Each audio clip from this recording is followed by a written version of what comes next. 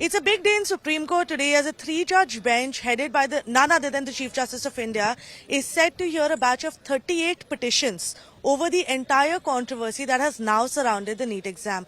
We are joined from Supreme Court by a bunch of teachers who are here in the court to observe what happens during the hearing today. Let's speak to them. Let's find out exactly what is it that their demands are and what they're expecting this controversy will go forward. आप कहाँ से हैं? Where are you all from? What are you here in Supreme Court for today? Okay, ma'am, I'm Garima Goel and I'm teaching for NEET Biology from last 10 years. So this is the entire 24/7 team and today we are here for the justice. Maximum students को justice मिलना चाहिए, be it re-NEET, be it re-evaluation, but every aspirant who is aspiring for being a doctor should get a justice today, because today we are not neglecting only 25 lakh students but also the future aspirants who are going to be doctors. So today is a very huge day for the upcoming generations also. So today everyone should get justice. There are different petitions that have been filed in the Supreme Court. Students have approached the Supreme Court saying that the result should be scrapped. At the same time, students have also approached the Supreme Court saying the result should not be scrapped because their hard work has been put in. What do you have to say about it? Basically ma'am question यहाँ पर बनता है कि last year 620 से 720 के बीच में केवल 13,558 बच्चे सिलेक्ट हुए थे।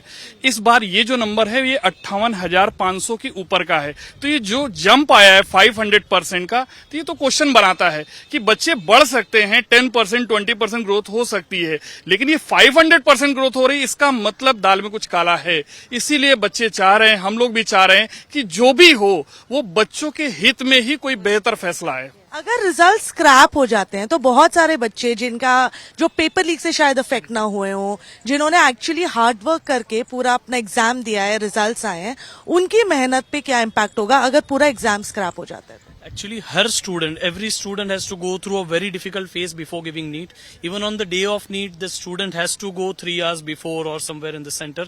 उसके बाद वो इतनी धूप में सेंटर पे जाना, वो एक ही दिन का पूरा जो है वो डिसाइड कर देता है कि स्टूडेंट डॉक्टर बनेगा नहीं बनेगा। तो जो स्कोर बच्चे ने ऑलरेडी अचीव किया है, वो स्कोर वो वापस अचीव कर पाए कि नहीं कर पाए उसकी कोई गारंटी नहीं रहती। वापस वो मेंटल प्रेशर क्रिएट करना, मोमेंटम क्रिएट करना, it becomes a difficult journey for every NEET aspirant. और अभी वो काफी डिलेमा में है, इतनी सारी अलग अलग चीजें आई है। कई बार सेंटर और एनटीए ने भी कहा है कि रीनीट नहीं होना चाहिए। कुछ बच्चे ऐसा कह रहे हैं कि रीनीट होना चाहिए, जिनको लग रहा है जैसे काफी सारे बच्चे जो 650 के आसपास है, 620, 630, usually on giving mock test they consider कि 620 के ऊपर आने ही उनको मेडिकल कॉलेज मिल जाएगी, बट अभी वो सब लटक चुके हैं। दे हैव नो ग्राउंड कि अभी उनको कहाँ पे मिलेगा कॉलेज, क्या मिलेगा। सो इसीलिए एक बहुत ही फेयर डिसीजन होना चाहिए हर एक एस्पेक्ट को देखते हुए, क्योंकि वो बच्चे भी है जिनको 650 लाने के बाद भी कॉलेज नहीं मिल रही है, तो साथ ही के साथ वो बच्चे भी जो 700 प्लस भी ला रहे, फिर भी उनको डर है कि वापस एग्जाम हो जाएगी, तो हम सेम मोमेंटम लाके इतना कैसे वापस स्कोर करेंगे। फेयर हियरिंग होनी चाहिए ये बोल रहे हैं, लेकिन स्टूडेंट्स के मन में एज टीचर्स आपको स्टूडेंट्स से क्या फीडबैक मिला है? मेजॉरिटी स्टूडेंट्स क्या चाहते हैं कि क्या रीटेस्ट कंडक्ट हो या ऑलरेडी जो रिजल्ट्स आ गए हैं उन्हीं के हिसाब से आगे काउंसलिंग? मैम, जो स्टूडेंट्स है ना वो इन एक्चुअल 2 पार्ट्स में डिवाइडेड है।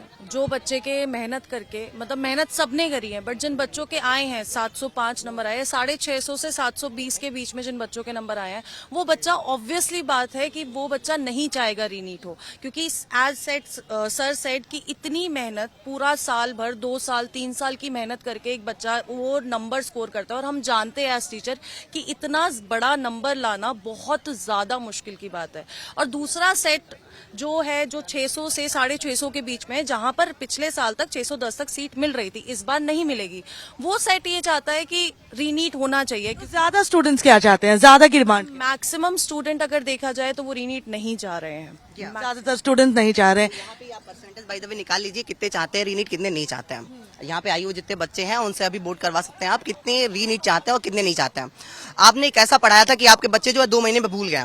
अगर आपको मतलब आपने क्या अपने पढ़ाने पे बिल्कुल भरोसा नहीं है कि 2 महीने में बच्चे भूल जाएंगे, तो इससे अच्छा तो एमबीबीएस ना करे वो बच्चे, क्योंकि एमबीबीएस में 5 साल के बाद तो सब भूल जा रहे हैं। पर सिर्फ भूलने की बात नहीं है, पूरा एग्जाम रिकंडक्ट करने के लिए बहुत सारे ऑनेस्ट बच्चे होंगे। एक सेकंड, बहुत सारे ऑनेस्ट बच्चे होंगे जिनका हमने पेपर दिया, ऑनेस्टली इसलिए पेपर दिया। बाय द वे मैम, घर की इस लड़के की मतलब इसको गवर्नमेंट तो अलाउ कर रही है पेपर देने के लिए, लेकिन इसकी फैमिली अलाउ नहीं कर रही है, क्योंकि ये घर का बड़ा लड़का है, घर के खर्चे नहीं चल पाएंगे अगर ये 4-4 साल तैयारी करता रहेगा।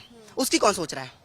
लेकिन एट द सेम टाइम ऐसे बहुत सारे स्टूडेंट्स हैं जो सुप्रीम कोर्ट आए हैं जिन्होंने बोला कि रीटेस्ट नहीं होना चाहिए। मैम उन बच्चों में ये तो देखो कितने बच्चे पेपर लीक और करप्शन से आए, उसकी जांच पड़ताल करो। हमारे ग्रुप्स में भी काफी स्टूडेंट्स आए, गालियां दे रहे हैं वो, हम उनसे पर्सनली रिप्लाई देते हैं, वो मैसेज सीन नहीं करते डर की वजह से। ऐसे ही यूट्यूब पर से बहुत वो करते हैं, हमारे वीडियोस पर कमेंट करते हैं, हम उनसे एक रिप्लाई देते हैं कि क्या तुम करप्शन और पेपर लीक से, उनका रिप्लाई नहीं आता, यानी वो डरे हुए हैं मोस्टली करप्शन और पेपर लीक से जो स्टूडेंट्स आगे। और मैम एक चीज और बताना चाहूंगा, ये जितने अगर काउंसलिंग होती है, अगर रीनीट नहीं होता तो जो स्टूडेंट पेपर लीक और करप्शन से फेक डॉक्टर्स बनेंगे ना, वो जूनियर्स को भी पढ़ाएंगे, तो ये हमारा ही फ्यूचर खतरे में नहीं। ये यहाँ पेरेंट्स भी हैं जिनके बच्चे जिन्होंने नीट के लिए अपियर किया है। क्या मेरी गुड़िया ने भी 2 साल मेहनत की थी और अच्छा मार्क्स लेके आई है, वो फिर भी तैयार है कि रीनीट हो जाए। अगर मुझे इस साल कॉलेज नहीं मिलता तो मैं दोबारा एग्जाम दूंगी, 1 महीने में मैं तैयारी कर लूंगी। तो वो भी तो बच्चे, उन्होंने अच्छे से मेहनत करी है, वो दोबारा रेडी है मेहनत करने के लिए।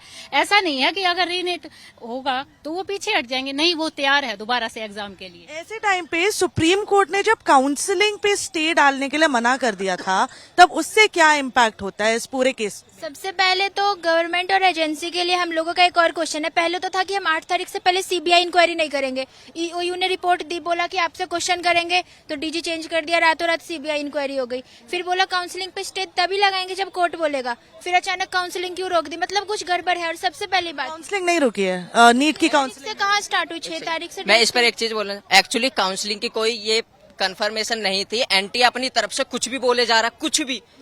एमसीसीआई ने साफ कहा अभी काउंसलिंग कैंसिल हुई है, उसका रीजन ये है इनकी ना तो प्रॉपर तरीके से कोई भी ये फैसिलिटीज है कि काउंसलिंग करा पाए।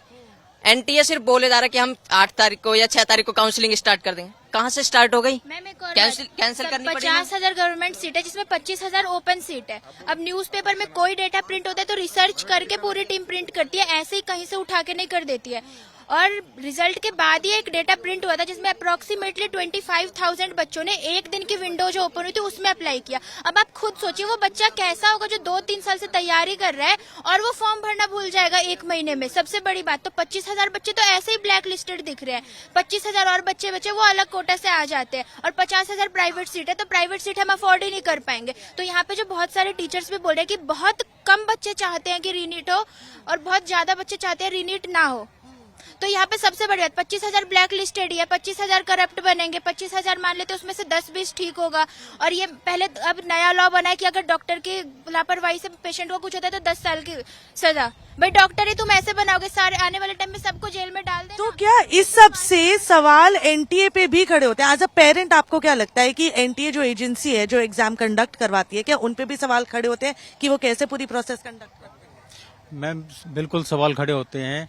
मैं ये चाहता हूँ कि धर्मेंद्र प्रधान जी इस लायक शिक्षा मंत्री के लायक है ही नहीं। उनको सबसे पहले तो प्रधानमंत्री नरेंद्र मोदी जी को उनको शिक्षा मंत्री से हटा ही देना चाहिए और पूरी एनटीए का दोबारा से गठन करना चाहिए। शिक्षा के विभाग में मैम बहुत ही ज्यादा कोताही हो रही है। मेरा एक पॉइंट है, जो टीचर्स एक टाइम पर रीनीट वाले स्टूडेंट्स ज्यादा थे वो सपोर्ट कर रहे थे रीनीट को, लेकिन सडनली उन्हें लगा कि नो रीनीट वालों की पीआईएल फाइल हो रही है तो वो उनकी तरफ चले। एक टीचर 2 मुंह वाली बात कर रहा है, तो टीचर्स ही अगर चेंज हो रहे हैं तो हमारे देश का क्या होगा फिर? So, a lot of questions being raised from the government to the NTA, the agency that conducts the exam, right up to the teachers who are part of the entire process in teaching the students. And like you see, the students are divided, like the teachers also told us, where some of them want the NEET to be conducted again, while the others want to go ahead with the same exam results. It remains to be seen what happens in the Supreme Court today. It's a big day expected, and we'll get you all the updates on India Today first.